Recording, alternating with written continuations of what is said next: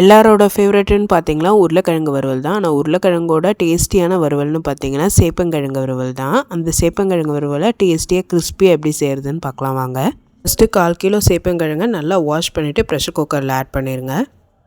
இப்போ கிழங்குக்கு தேவையான அளவுக்கு தண்ணி, கொஞ்சமாக உப்பு போட்டு 4 விசிலுக்கு ப்ரெஷர் குக் பண்ணி எடுத்துருங்க. ப்ரெஷர் ரிலீஸ் ஆனவுடனே தண்ணியை நல்லா வடிகட்டிட்டு கிழங்கு நல்லா குக் ஆகிருக்கான்னு செக் பண்ணுங்கள். கத்தியை இன்சர்ட் பண்ணி பார்த்தீங்கன்னா இன்சர்ட் ஆகும். அப்படியே ஒரு பிளேட்டில் மாற்றி ஆற வச்சுருங்க. கிழங்கு நல்லா ஆறினவுடனே தோலை எடுத்துட்டு தின்னாக இல்லாமல் கொஞ்சம் மீடியம் சைஸ் ஸ்லைஸாக கட் பண்ணி வச்சுக்கோங்க.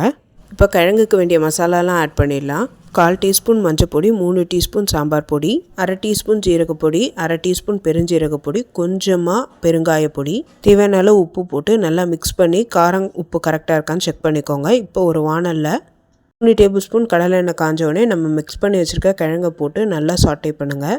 ஸ்லோ ஃப்ளேமில் ஒரு 10 to 15 மினிட்ஸ் குக் பண்ணிங்கன்னா நல்லா கிறிஸ்பியான டேஸ்டியான சேப்பங்கிழங்கு வறுவல் ரெடி. எண்ணெய் ரொம்ப யூஸ் பண்ண தேவை கிடையாது. கிழங்கு கோட் ஆகிற வரைக்கும் எண்ணெய் இருந்தால் போதும்.